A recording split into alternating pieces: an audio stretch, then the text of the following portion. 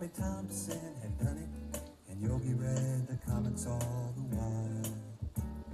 Rock and roll was being born, marijuana we would scorn. So down on the corner, the national pastime went on trial. We talking baseball. Welcome to Monica's Thread Unleashed, the podcast where everyday sports talk callers talk to one another just like you do. This is Bill from Chevy Chase. With me, as always, is the First Lady of Sports Talk, Monica from Allentown, and the man who flies the ship, our executive producer, Sam from Utah.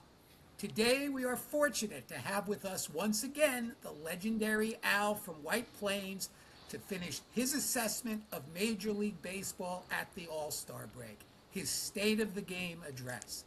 Al gave us his rundown of the National League in our last episode. It was fantastic. If for some reason you didn't hear it, you must go back or you'll be missing something really good. And tonight, he will finish up by sharing his thoughts on the American League. Al, welcome back. You're so good, we knew we couldn't possibly limit you to a single episode.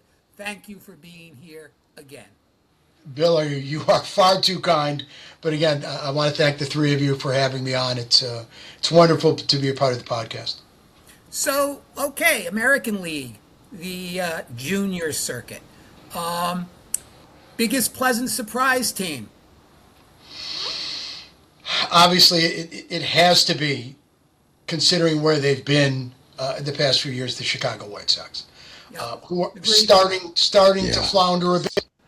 But remember, this is the worst American League we've seen in literally forever. But they are still sitting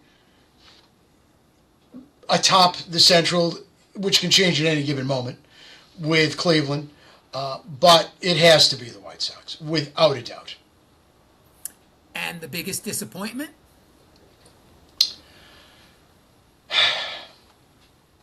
There are a couple. See, the league is so underachieving, but from a team point, I would have to say probably has to be the Red Sox, because there were so many high hopes between knowing that the pitching was very strong, and it has been, despite the loss of Garrett Crochet. Sonny Gray has been terrific, who they brought over from the Cardinals. Wilson Contreras, who they brought over from the Cardinals, has been their best offensive player. But the problem has been all of the young Turks. Marcelo Meyer. Has anybody seen, hide nor hair of, Roman Anthony? And the hotshot outfielder, Durant, again, another guy who can't find his way above the Mendoza line. So they have been terrible offensively as a group. But they won 8 of the last 10. They're starting to get some guys back. So even though they've been disappointing because the league is so bad, I'm not counting them out. And the other team that just, who did everybody love a couple years ago? Everybody fell in love with the Orioles. They made the postseason. Look at all this incredible talent. The shortstop, the catcher, the outfielders. Adley Rutschman is leading off in DHing. The shortstop's hitting .215. And has anybody seen hide nor hair of Jackson Holliday, who at last look is hitting, I believe, .212? Cowser? None of them do anything. They are the biggest underachieving group of young players in baseball. They have fallen firmly on their face. And I know Sam likes this line. They also play in a bandbox, and they play in a division where you've got Ralph Cramden Yards, you've got Fenway Park, you've got Yankee Stadium, you've got teeny-weeny ballparks, hitters' parks everywhere you go. Even Tampa, Toronto is a hitter's park, and they can't get out of their own way. Why are the Orioles so bad? What has happened to these young players? To me, as a group, they are a massive disappointment. And last but not least, since we saw them come within, and Andy Pages absolutely all-time catch in the bottom of the ninth inning, in the seventh game of the World Series of a World Championship, the struggling Toronto Blue Jays, who have had a lot of injuries, but they can't find their way to 500, but they're still in the mix.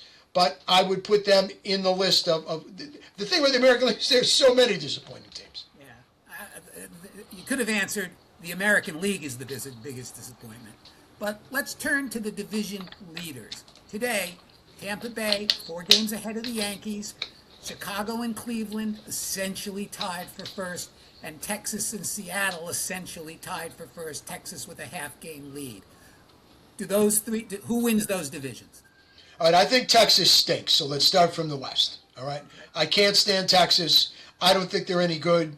Corey Seager is on the side of a milk carton. He's making a fortune. He's always hurt. I love the player, but he never plays.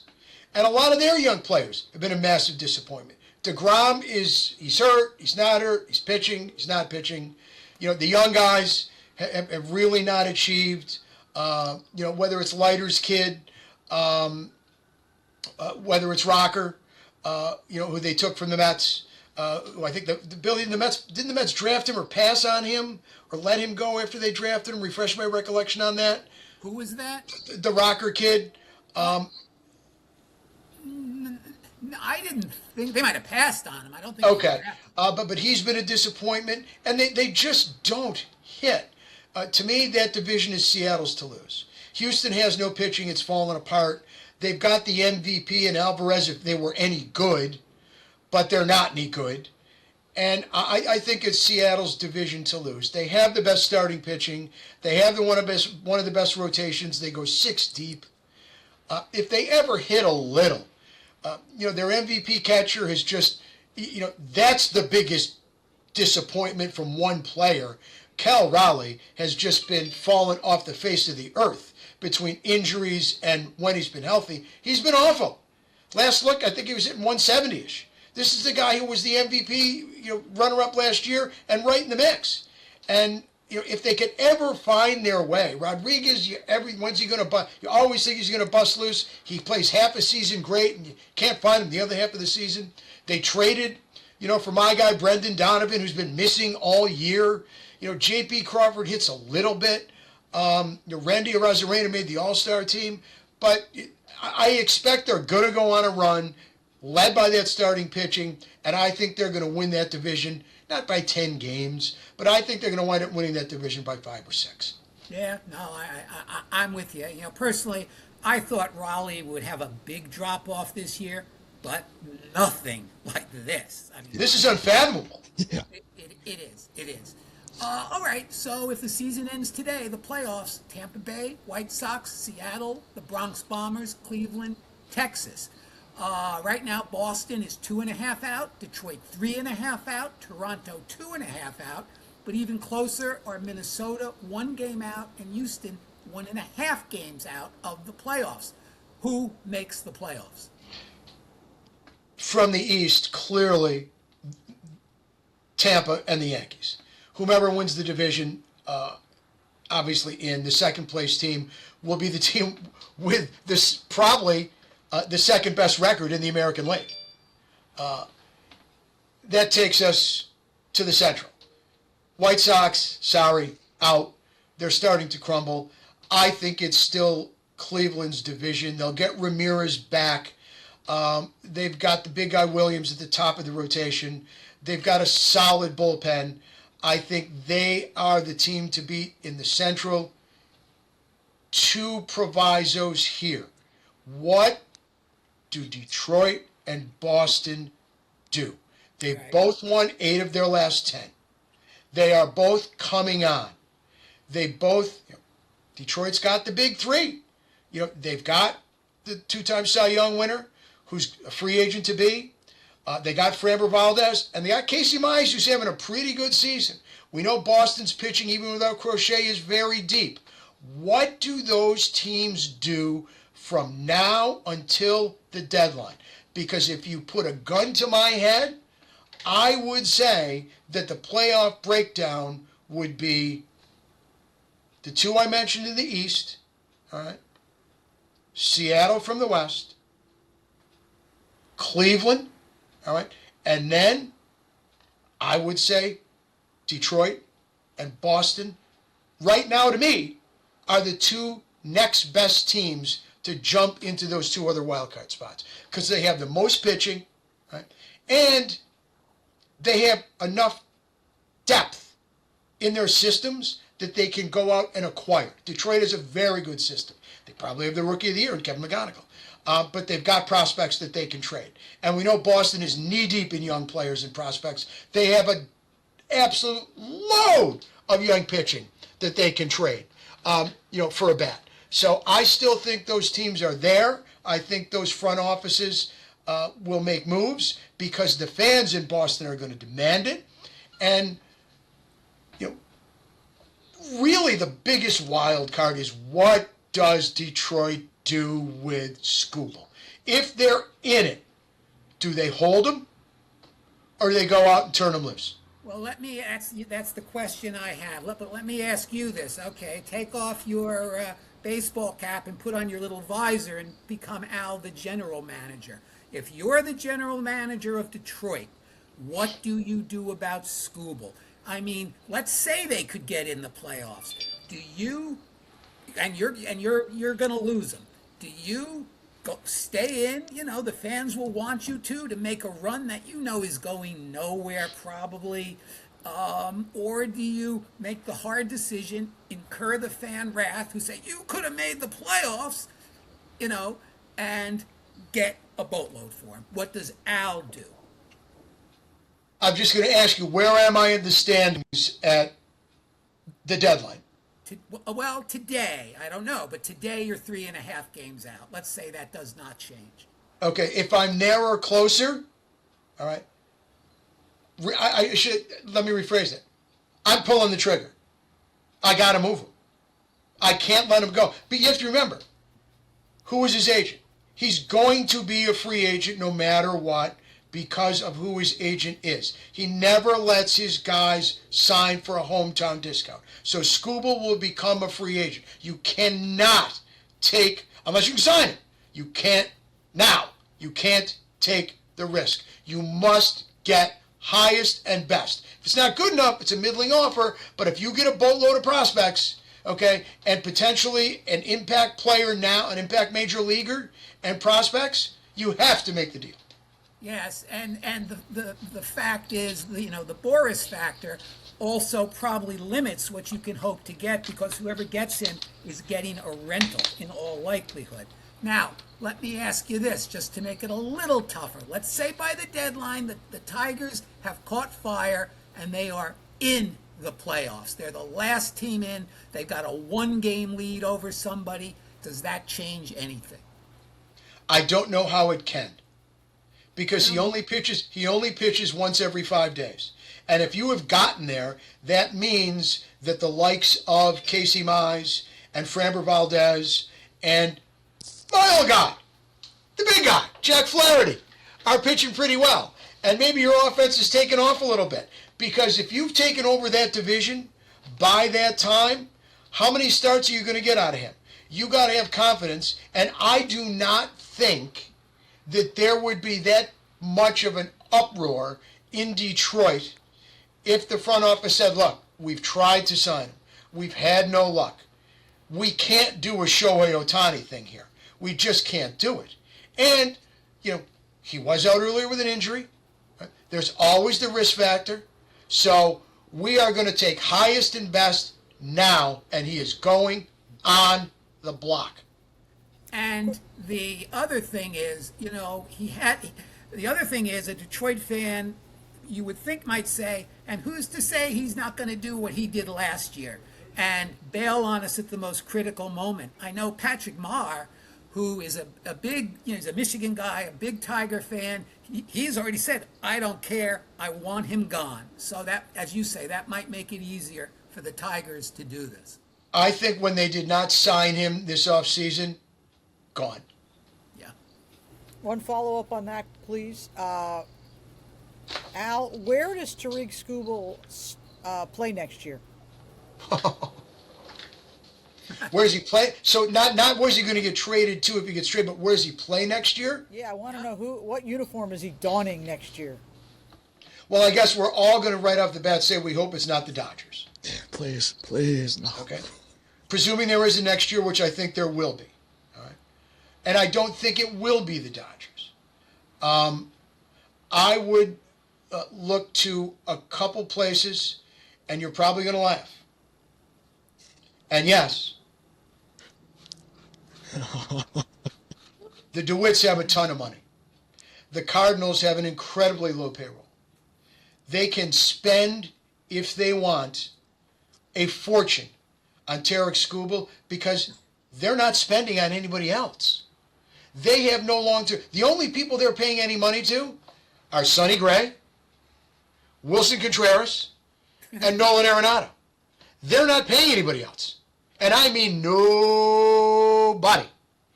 So they could go out, if they wanted to, and make him the richest pitcher in baseball on a long-term deal and put him at the top of that rotation as the rest of their young pitchers come up.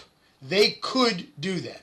And they have the ability to do that in terms of the ownership dollars based upon where their payroll is. And I would look to a couple of other teams. Unfortunately, we have to look at the Yankees. But considering the fact that they have just paid a fortune to Max Fried, and they're paying Garrett Cole, and they're paying Rodon, and they have Schlittler, I doubt that would be the case. Anybody else in the division? There's always the possibility, because Toronto always loses out, that I could see him in Toronto, because that is a loaded ownership. They have money to burn. I think this is the last year of Kevin Gossman's contract. So you could slide him into Kevin Gossman's slot. Out west, I don't see anywhere. Texas is cutting payroll. Seattle has a loaded staff, and they have possibly the best pitching prospect in all of baseball waiting in the wings in Kate Anderson, who's killing it at Double-A, #1 draft pick, and is next up. They're going to be looking to trade pitching because they have such a deep starting staff. Cardinals, Logan Gilbert, please pay attention. So I think Toronto would be at the top of the list in the American League, potentially the Cardinals in the National League. And, you know, depending upon where they are with Spencer Strider, I could see, because, you know, Chris Sale is not getting any younger.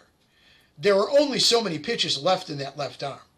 I could see Atlanta stepping up, because remember, it's running dry in Atlanta in terms of the prospects. You know, Anthopoulos has made a lot of trades, the same way, the trade monger in San Diego has made a lot of trades. And they are also cutting payroll. And they've got all these rich long-term contracts. You know, Xander Bogaerts, Manny Machado. And they desperately need pitching.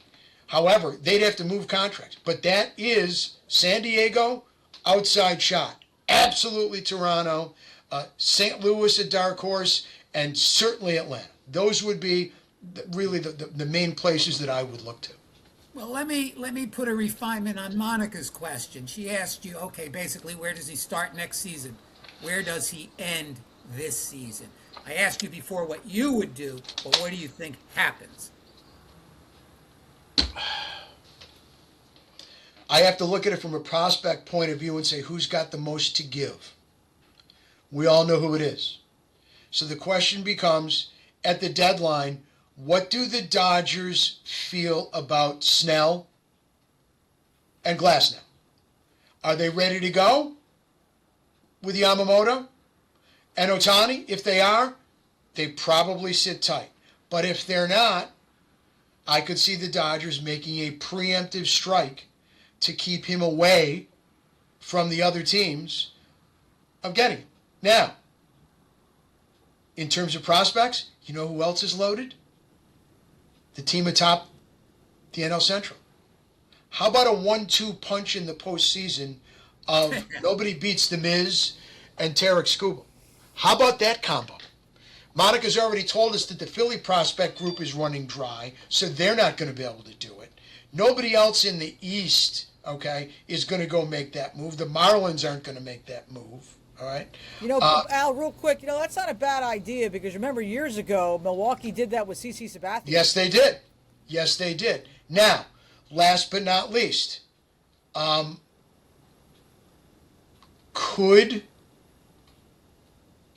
there's a chance. There's a chance. Because Pittsburgh also is prospect rich. They don't have to pay him. They don't have to pay him. All they got to do is pay him for the rest of the year. That arbitration contract, the richest ever. But they only got to pay him for about what's going to be left at the deadline. A quarter of the season, between a quarter and a third of the season. Yeah. They could do that. Could you imagine Tarek Skubal with Skeens? I could. And last but not least, the team that desperately needs pitching, with an entire staff that is broken, the Chicago Cubs. Keep an eye on the Cubs. Because more than any other contender, which they clearly are, they're in the wild card mix, nobody's staff has taken a beating like the Cubs. Their starting pitching is a mess because of it. Yeah, it is. So, I'm always the one to push back against hyperbolic comparisons, everybody's the GOAT, Babe Ruth, this and that. But I will say this as a factual prediction. Were he to end up on Pittsburgh or Milwaukee, one of the comparisons you would get in either case, you're going to be hearing the names Koufax and Drysdale. That's what the current sports media will be saying, right or wrong, about that if he ends up on either of those teams. Let me ask you, so let's turn now to the awards in the National League. Can I just chime in by saying, obviously you and I know that is just, you're making that up when you're going to compare Tarek Skubal to Sandy Koufax. Of course you are, but you disagree that you're going to hear it? I don't even know if we would hear that. Yeah, because never underestimate these people. But anyway, especially Stephen A. Smith. Never underestimate these people. And I could even envision, like I have in the past, like with Juan Soto, Mad Dog slipping up and saying it, and you have to get on the phone and ball him out over it, like when he said Soto was Ted Williams, and I straightened him out. I'll take credit for that. I could see it happening. So who's the MVP in the National League as of today?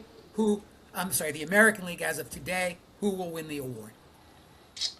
Well, in terms of sheer numbers, it's Yordan Alvarez. He's having a fabulous season. The Astros stink, but because they're still in it, if it were to stop right now, it has to be Alvarez. But then we get to at the end of the season, let's say he drops off a little bit, and they're out of the postseason.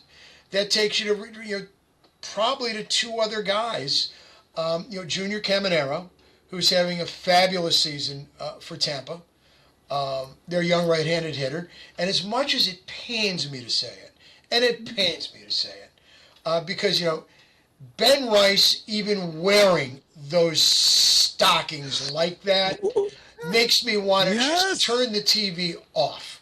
It's unwatchable the way he wears. That uniform should be taken out, burnt, and buried in the backyard. You can't wear your socks like that. It's just unbearable. But after a struggle, he exploded again. He's got massive numbers. He has been far and away their best offensive player.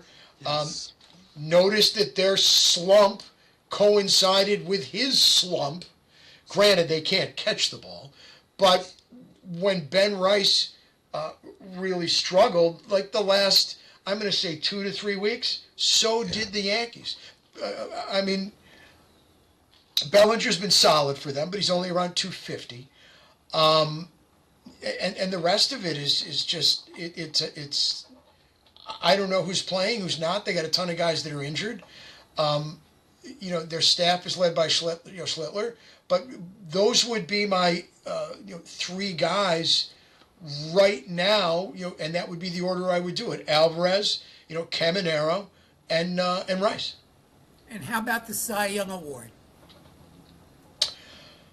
I think you don't have to look any further than Cam Schlittler. He's been terrific, and I thought that this year there would be a drop off because I figured he can't possibly be as good as he was as a rookie because you're pitching more, you're going deeper into games, there's greater pressure, but he's got Garrett Cole on his staff, who's been middling since he's come back. Max Fried got off to a great start, but he's gone. Rodon, it's the box of chocolates. You never know what you're going to get. Will Warren stinks. I'm tired of hearing about Will Warren. This guy, other than the pounding he took the other night, which I believe was at the hands of Detroit, he has been terrific. He has been the top of the charts. I don't worry about Rasmussen in Tampa, okay? And the other guy I would look to, and he has been fabulous. Sonny Gray, 36 years old, like Monica's guy, 36 years old, like Wheeler in the National, 10-1, Crochet, hurt, who's gone to the top of the charts for Boston? Sonny Gray. He's been fabulous. Now, the question becomes, will Sonny Gray be in the American League at the end of the season? We don't know. But right now, I think those are your to me, it's Schlittler and then Sonny Gray after that. And I really don't know where to go after that.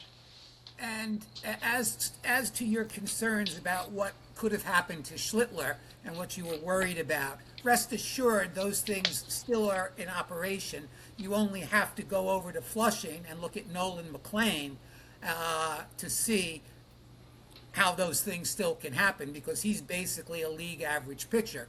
He and Schlittler came into the year kind of viewed the same way. Schlittler has kept it up. McLean, in the tradition of Mets prospects, they always blow them out of proportion. Going back to when they predicted, when they were saying that Greg Jeffries was going to be the all-time major league hits leader. I would throw in a third guy because he has been terrific. Came within an inning of a no-hitter. The problem, and as you guys know, wins don't really seem to matter that much anymore. So when we take wins out of the equation, Dylan Cease, in terms of the season that he has had, is right there. He has been terrific. He has given them everything that they signed up for with the big contract. But I believe, and you can check me, Bill, I think he's only got 6 or 7 wins. Right. But his numbers are outstanding in terms of his whip and his strikeouts. But again, the Jays have been a disappointment, but it's not like the MVP. We don't look to the success of the team nearly as much in Cy Young as we do with MVP. So I'm going to ask you breakout player of the year, bust of the year, but I'm going to throw out a name for each and try to predict, and then you can come back to me. Something tells me you're going to say Rice is the breakout player of the year, and for bust of the year, I'm going to throw out Vlad Jr. Well, I would say more Caminero. I would say Rice absolutely, but I kind of expected this from Rice. Playing in that ballpark, and I think the thing that has been so surprising about Rice is he's done it without Judge in that lineup. So I would certainly put him in that mix. But to me, I would probably go more with Caminero because I always tend to favor the guy whose job is harder, which is the right-handed hitter, because it's harder to hit right-handed than it is left-handed because there are a lot more right-handed pitchers than there are left-handed pitchers. And Rice is, again, hitting in a friendly park. Not that he hits a bunch of cheap shots, but I would say that would be for me, those are clearly the 1-2 guys in terms of breakouts because they have both been terrific and they are both leading their clubs to the 2 best records in the American League. Not that that takes much, but they are clearly the 2 best teams in the American League right now, and those guys have led the way. And in terms of disappointment, it has to be Vlad Jr. because last year he was fabulous. he was unbelievable in all aspects of the game. He hit for average, he hit for power, he ran the bases, he played a much better first base. He's only got 5 home runs. 5. And this is what we talked about the last program that you guys were kind enough to have in with the National League when we put them together. The juniors, the disappointment of the juniors, on both sides of the ledger. Fernando Tatis Jr. with 5 homers in the National League, and Vlad Guerrero Jr. with 5 homers in the National League, in the American League. It's not so much that he's hitting 220, but 5 home runs. It's stunning that he's only got 5 home runs. And again, in a ballpark that is a hitter-friendly ballpark, and it's not like he's struggling at 220 like Austin Riley over in the National League at 206. He's hitting for average, not 320, but he's hitting for a decent average. He's just not leaving the park. Sam? What should people be looking for or watching the second half in like the American League? Trade deadline, Sam. Trade deadline. Yeah, it's been pretty good. Trade deadline. What are those teams that are on the fringe? What's going to happen from now until the deadline? Who's going to fall further back that they're going to say, all right, we're selling? Will Minnesota say, okay, we're gonna move Joe Ryan? Will they say, Buxton, will you waive your no trade? Because they fall 6-7 games back. Will the Red Sox do the same with Sonny Gray if they fall out of it? Again, we talked about Detroit. Absolutely, California, who we know is hideous. As Bill alluded to, we don't think they're going to trade Mike Trout, but Joe Adell, okay? Soriano, to the lesser degree, the left-hander, who I don't think much of, but Soriano's a good get. So to me, it's all about, in the American League, the trade deadline, I think, will really have a huge effect, can have a huge impact on the American League, and who's coming back. Gotcha. Yankees, who's coming back from injury? A lot of guys. Yeah. Cleveland, their best player, Ramirez, coming back. By the way, isn't Joe Adell really the American League's Jordan Walker? I mean, Joe Adell was one of the most highly rated players and prospects in baseball for a couple of years. And he took even longer to arrive than Walker did, but he finally has. My sentiments exactly, and that's why I did not want them to give up on Jordan Walker. But Joe Adell still is not having the kind of year that Jordan Walker's on base is much, much lower, and he doesn't have nearly the RBIs. But they were absolutely, in terms of the way they came up and the way they started, cut from the same cloth. Tremendous point. Being a younger baseball fan, I'm excited for this year's All-Star game, but I'm really curious to hear what you and Bill have to say about this. But all the time you just hear, well, it's better in the olden days. So I just want to ask you, how good were the All-Star games back when you guys were growing up compared to what they are today? Al, you go first. Well, first of all, Sam, don't your parents tell you that everything was better when they were younger? Yeah. Because everything was better. Ice cream was better, cookies were better, cars were cooler, rock and roll was better, even though Springsteen is still going strong. The All-Star Game was the Midsummer Classic. It was phenomenal. And when I was young, the National League won every year. Why? Because they had the better athletes.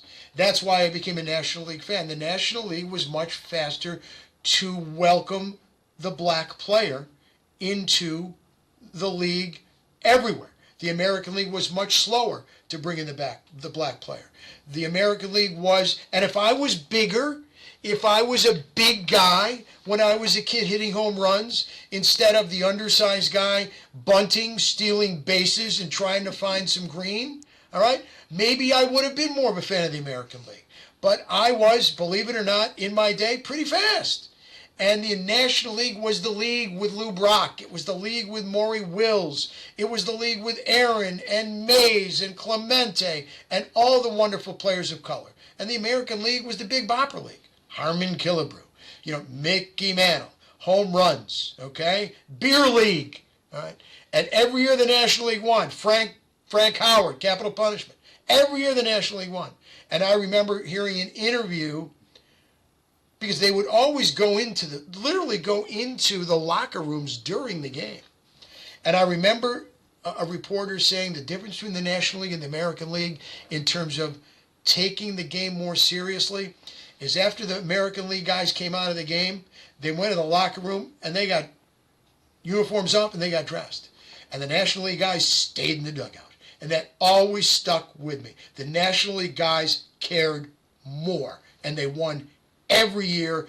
But it was so great seeing the players from all over in their own uniforms, their own caps, the excitement, play to win.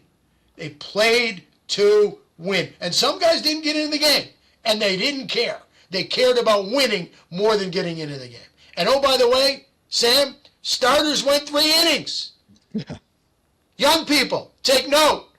Not 3 batters, 3 innings. And a couple of things, Sam. Everything Al said is absolutely correct. I was at the 1964 All-Star Game. Where was that at? Go. It was at Shea Stadium. Go look it up. Look at the lineups. I was born in '53, so I was a 10-year-old boy. To see those guys on that field, I mean, my eyes were popping out of my head. Even to this day, I remember it. I was at the 6th game in 1986, the Bill Buckner game, but there's still something about that All-Star game. And I will say this. I think one of the shortest-sighted changes that they have made in baseball was interleague play for this which destroyed the All-Star game, and I think has lessened the World Series.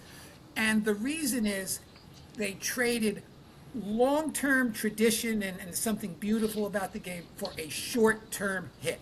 Because for a couple of years, if it was like, wow, interleague play this week, wow, interleague play. Who cares about interleague play today? Who talks about, there are interleague games today? Nobody talks about it. And to me, on this one, I don't agree with Al that everything was better back then. Rock and roll was. But that was better, and I think it's a terrible loss to baseball. And let me also underscore a couple of things about how these guys cared. Ted Williams, maybe the greatest hitter of all time, says and this is the guy who hit 400. Maybe his greatest thrill in baseball was hitting 2 home runs in an All-Star game.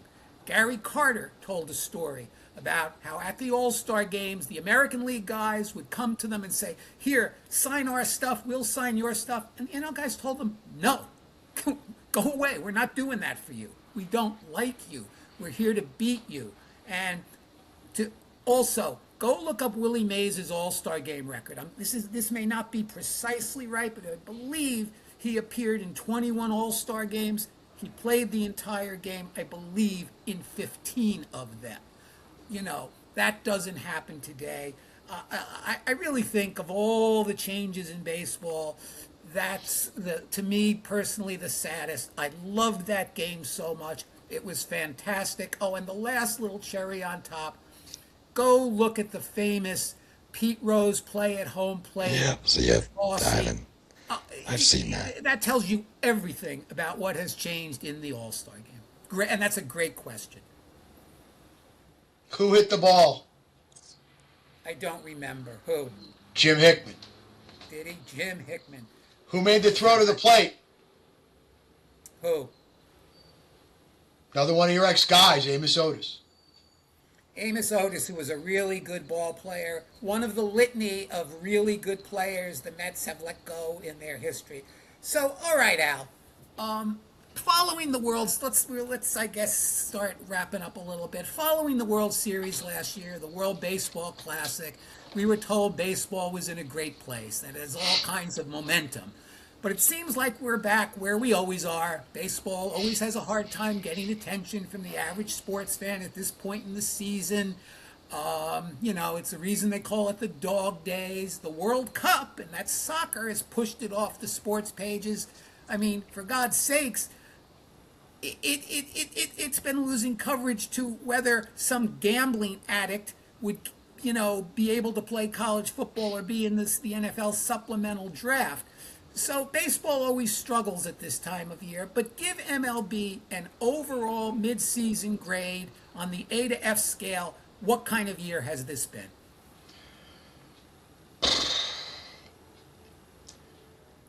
I'm going to look at the positive side, which is some of the breakout stars that we've talked about and some of the wonderful young players that we've mentioned in our two shows.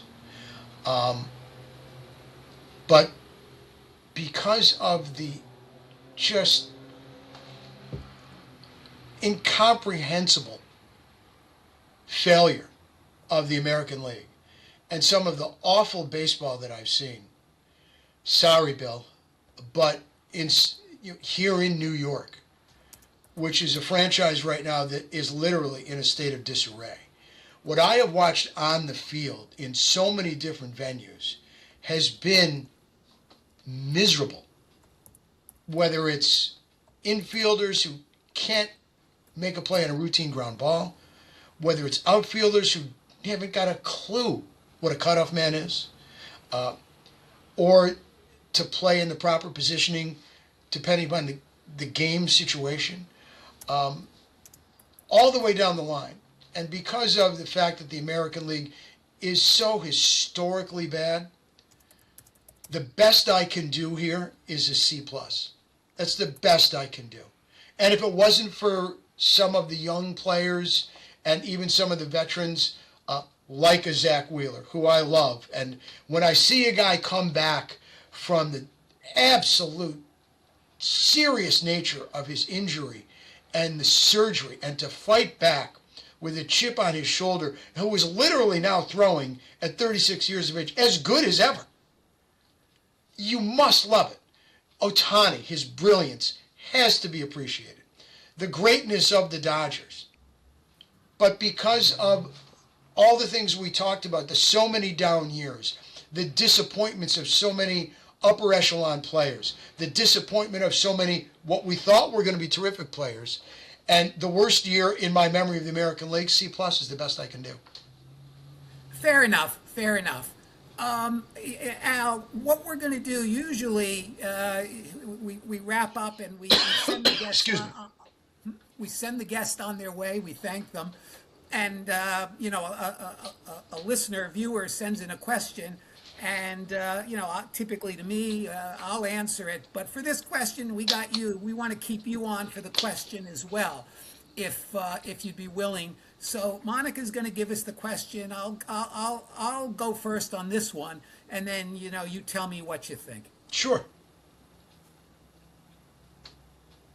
Oh, Monica, you're on mute. Monica, you're on mute. From Chris in Connecticut, sorry about that. Without looking up a team's record, who is the best single-season baseball team you've ever seen in your lifetime? For Chris in Connecticut, it's the 1975 Cincinnati Reds. What say you, Bill, and then Al? Okay, so let me take you through. As much as Al lumped the two of us together for watching baseball longer, I've been watching it longer than Al because I'm older than Al. So my lifetime starts with 1961 for baseball. And, that's a team that would be in the conversation. The 1961 New York Yankees, Roger Maris and Mantle both chasing the record. They won 110 games, I think. It was the first year post-expansion, which contributed to it somewhat. They would be in the discussion. I think the other teams that would be, you'd have to address are the 84 Tigers, I guess. And you can tell by the way I'm saying it. I'm not going to go there. The 86 Mets are a very, very good team. I'm not going to go there. The one team you really got to talk about is the 98 Yankees. I mean, my God, they're interesting because their record, 114 wins, I believe. I think they lost, 12-2 in the postseason. The whole was greater than the sum of its parts for a record like that. They weren't loaded with Hall of Famers. They had a very good pitching staff. They had Derek Jeter. No other Hall of Famers really among the regulars. They had Tim Raines late in his career. They had Mariano Rivera in the bullpen. And then, the other team you come to are which is where I would end up too. And the real debate is it the 75 Reds or is it the 76 Reds?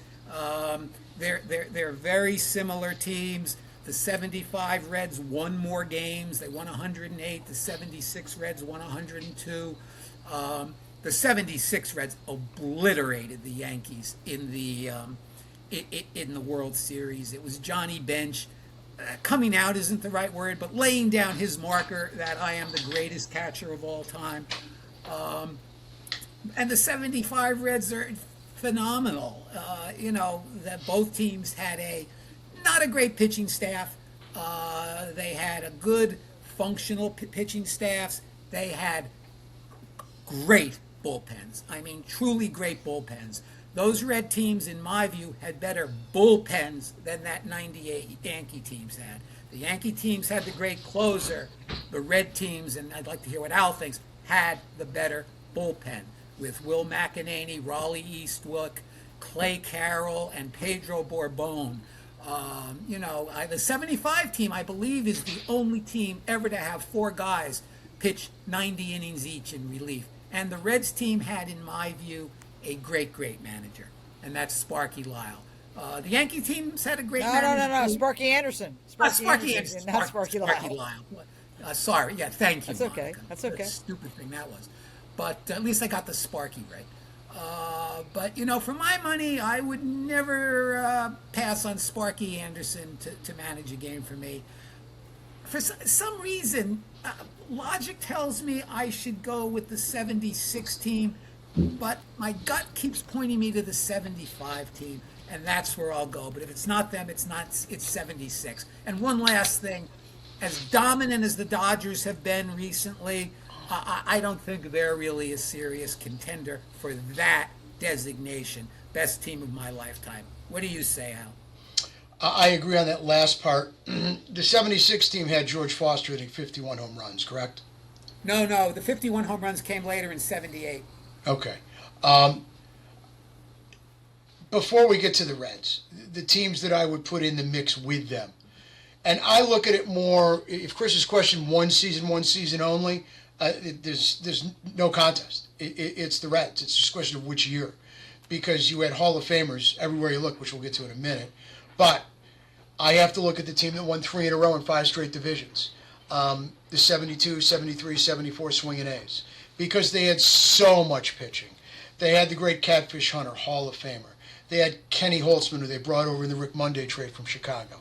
They had the great Vita Blue, and they had an incredibly deep bullpen with Hall of Famer Raleigh Fingers, Paul Lindblad, Jim Todd, Darrell Knowles, who was the first to appear in all 7 World Series games, if memory serves me correct. And they had the super duper star of baseball. They had the Reg Giroux, who was in the middle of everything all the time. The guy who stirred the drink, the straw that stirred the drink in New York, and before he got there, he won 3 consecutive world championships in Oakland. They had the gritty, gutty guys. They had the captain, Sal Bando. They had Bert Campaneris at shortstop, who was a terrific little shortstop who stole bases.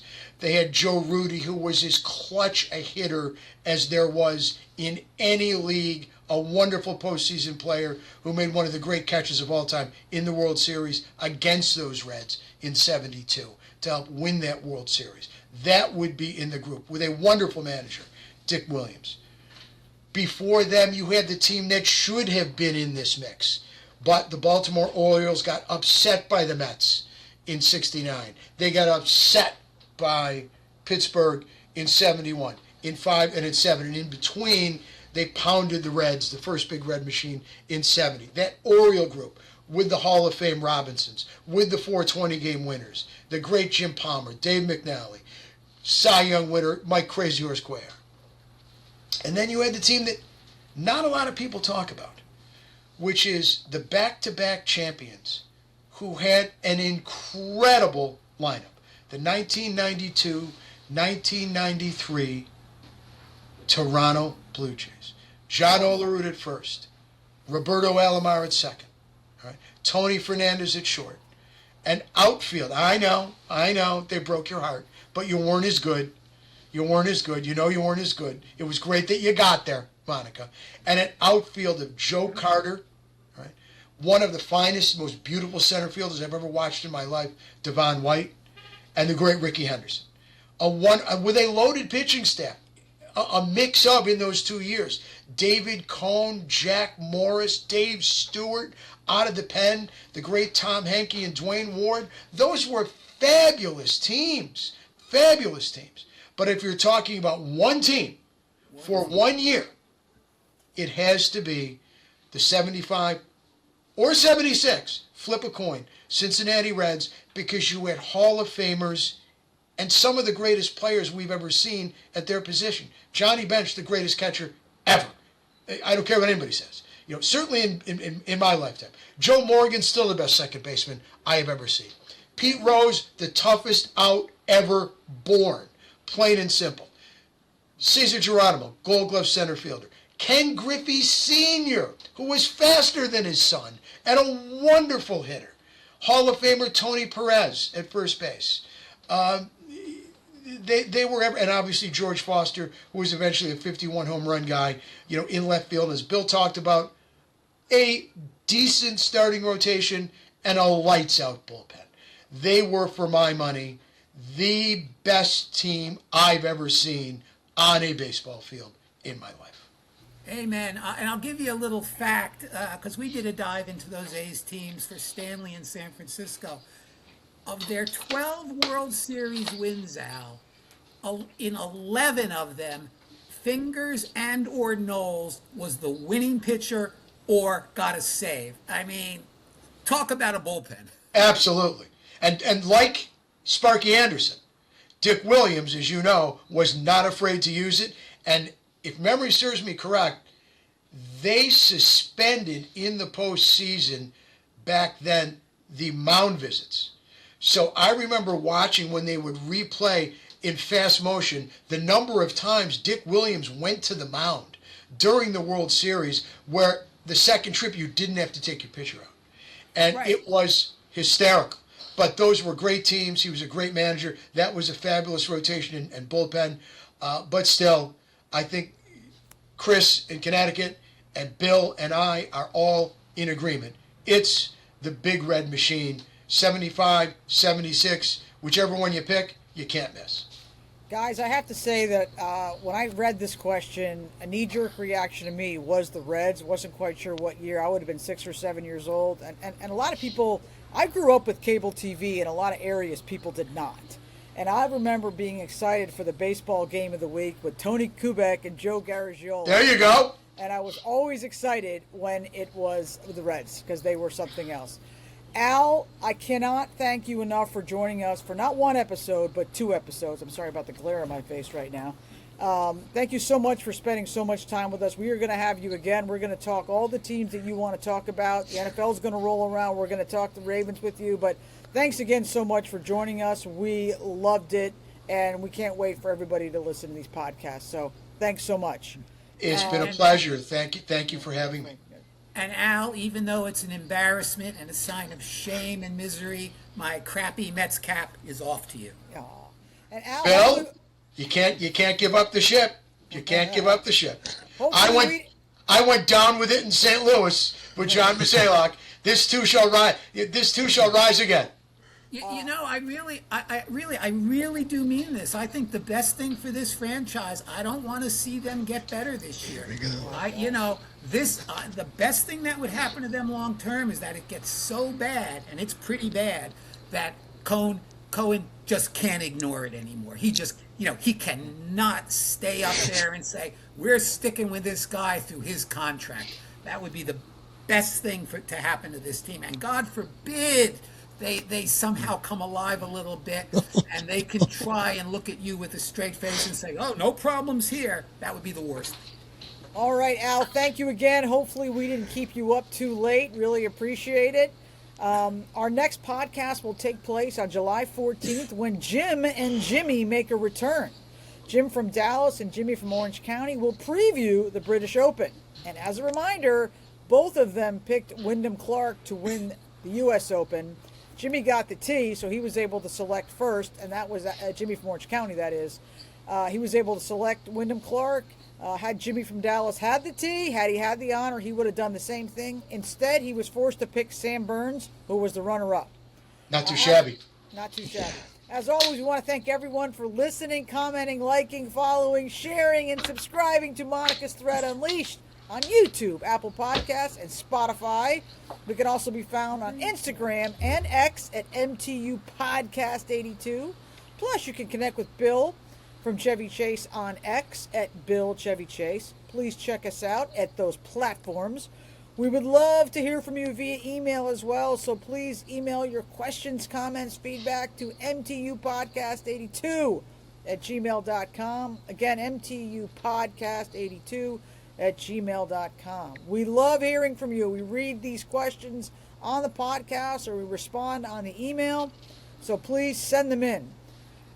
Don't forget about the Bar Anticipation Mad Dog Unleashed show in Lake Como, New Jersey on July 31st. We know that Mad Dog, Adam Shine, and Mike Babchek will be doing a combo radio show at Bar A. Visit the Bar Anticipation website for more information and to purchase tickets. Click on the box office. It is always a great time. Before we sign off, Bill, Sam, or Al, do you have anything for us?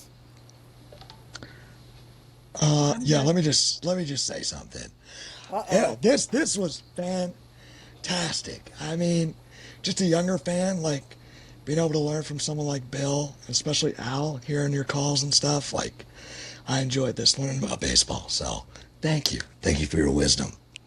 Well, I don't know about wisdom, but it has been a real pleasure. You know, I adore you guys. I love listening to you. I love speaking with you off the air. All right, whether it's via text or on the phone lines, and I can't wait to see you guys in 3 weeks. I'm looking very forward to it. I think we're all gonna have a blast, and I really do believe strongly, as our fearless leader refers to, in our little family. Thank you so much to all of you, especially Al, our guest. Sam, Bill, love you all. See you in a couple weeks, and see you later.